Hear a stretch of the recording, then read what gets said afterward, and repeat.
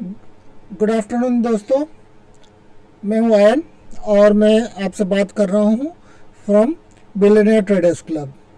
तो चलिए हम डिस्कस करते हैं अभी तक के मार्केट के बारे में।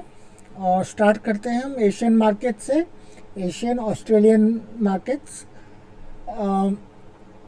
एज ऑफ 11:30 निकेई क्लोज हुआ है 1.60% अप, जो कि 449.26 पॉइंट्स है। Australian and New Zealand markets close हुए हैं नेगेटिव में। शंघाई एज ऑफ 12:05 शंघाई हल्का सा नेगेटिव है, फ्लैटिश है। S Z C component close हुआ है 9 -9:58 में। आई थिंक ये क्लोज नहीं हुआ, थोड़ा सा डिलेड दे रहा है इसका इंफॉर्मेशन। चाइना का A50 का मार्केट 179.82 पॉइंट्स है। शंघाई डीजे शंघाई जो कि डाउ जोन्स शंघाई है, फ्लैट है 0.62 पे। हैंग सेंग 383 पॉइंट्स अप है। ताइवान और कॉस्पी में आज ट्रेडिंग हुआ नहीं है। यूरोपियन मार्केट्स अभी तक खुले नहीं है। S&P विक्स 9 तारीख का ही लास्ट डेट दिखा रहे, इसमें हल्का सा कूलिंग हुआ था। हल्का सा मतलब ऑलमोस्ट 4% का कूलिंग हुआ था। इंडिया विक्स जहां अगर देखें तो इसमें काफ़ी बढ़त हुई है, 16.41 तक हाइज गए हैं। बट निफ्टी 50, BSE सेंसेक्स और निफ्टी बैंक हाँ सारे के सारे पॉजिटिव डायरेक्शंस दिखा रहे हैं, बुलिशनेस दिखा रहे हैं। SGX निफ्टी जहाँ पे निफ्टी फ्यूचर्स सिंगापुर में ट्रेड होते हैं, उसको हम आके बाद में देखते हैं। वो अभी हल्का सा गिरा है बिकॉज निफ्टी में करेक्शंस आए हैं, बट 18,000 के ऊपर दिखाता है। डाउ फ्यूचर्स का हम अपडेट कर लेते हैं। डाउ फ्यूचर्स में अभी गिरावट आई है, तो डाउ फ्यूचर्स अभी नेगेटिव जा रहा है। आई थिंक रेजिस्टेंसेस हिट हुए हैं। USD INR एज ऑफ 12/5 वापस अभी 75 के ऊपर ही है। 75.150 को टच करने की कोशिश कर रहा है। US डॉलर इंडेक्स 12 बजे के आसपास 15 मिनट्स चार्ट में काफ़ी नीचे गिर गया है, 95 से नीचे आ गया, 94 में है। गोल्ड फ्यूचर्स 15 मिनट्स के चार्ट में नीचे की तरफ ही जा रहा है, अभी फ्लैट, अभी साइडवेज मूवमेंट कर रहा है। MCX ऊपर जाने के बाद अभी फ्लैट मूवमेंट्स दिखा रहे हैं, इसमें शाम में ही ज़्यादातर मूवमेंट्स आएंगे। बिटकॉइन अगर हम 4 आवर्स का चार्ट ले लें तो 9:30 बजे लास्ट अपडेट हुआ है, अभी तक कोई चेंजेस नहीं आया है और काफ़ी बुलिश दिख रहा है। अगर हम मोस्ट मूव्स जो देखेंगे तो लास्ट हमने देखा था तो ऑटो, रियल्टी या निफ्टी PSE में मूवमेंट देखे थे और वो उसी में बढ़त बनी हुई है। निफ्टी IT में काफ़ी फॉल हुए हैं, मीडिया में काफ़ी फॉल है, सर्विस सेक्टर में हल्का सा अप मूव दिखा है। अगर हम न्यूज़ की बात करें तो हम अभी देखते हैं मार्केट हाइलाइट्स में क्या न्यूज़ अभी है, क्या चल रहे हैं।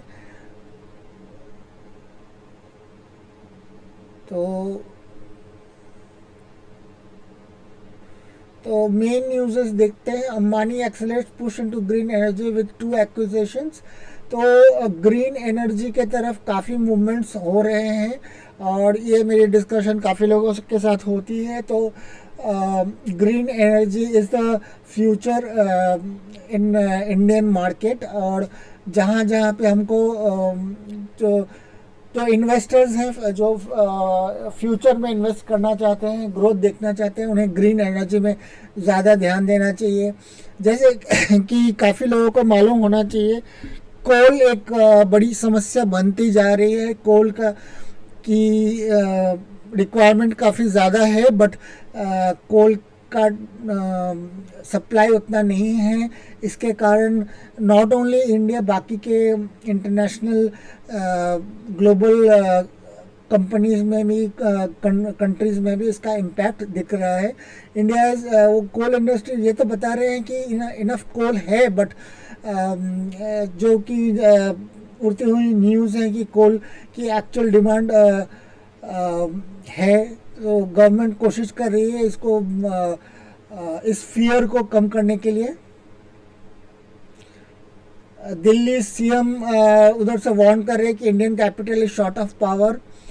अंबानी का हमको मालूम है 100 बिलियन क्लब में उन्होंने ज्वाइन किया है। Titan has wins control of, ये हमको मालूम है कि टाटा एयर इंडिया का उन्होंने बिड जीता है, और एयर इंडिया को टाटा ने ओवरहॉल करने का प्लान किया है। तो हो सकता है कि सून एयर इंडिया को टाटा इंडिया बोला जाए, या फिर टाटा एयरलाइंस बोला जाए। TCS का प्रॉफिट मैचेस एज एशिया's top IT firm recovers from Covid. India minister ने बोला कि Tesla not to sell China made cars in India. India allows ideal power plants to sell electricity on exchanges. ये कुछ top के news हैं। India's top economic advisor to step down before budget. India sugar production to rise as yields increase, USDA says. Cotton futures retreat from 10-year high while coffee climbs. ये commodities के India's Nifty surges to record high as RBI keeps policy rate. Official reserves drop for the fourth consecutive week. Domestic funds will sell 1.68 billion rupees of stock.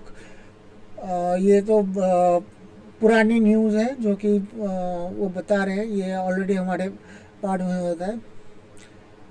SRI का डिसॉल्वेंसी हो रहा है और India government उसको take over कर रही है। जेमार्ट invest 63 billion on Hyderabad airport extension. तो ये कुछ न्यूज़ हैं as of 12 o'clock।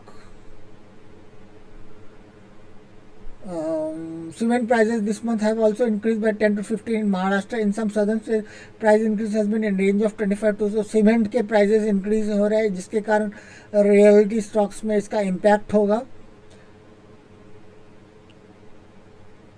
Hiring activity almost flat, sees 3% growth sequentially in September.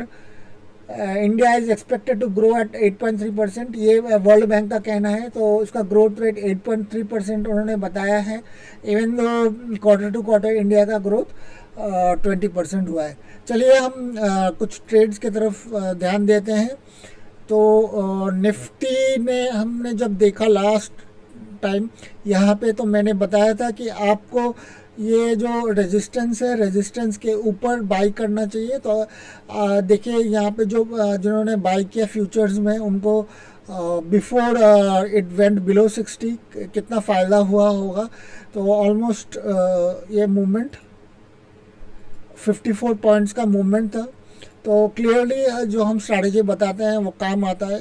60 के नीचे जाते ही आप इसमें सेलिंग कर सकते हैं, स्क्वायर ऑफ कर सकते थे। और यहाँ पे 45 के नीचे उतना ज़्यादा गया नहीं, तो यहाँ पे शॉर्ट लेने का कोई मतलब है नहीं।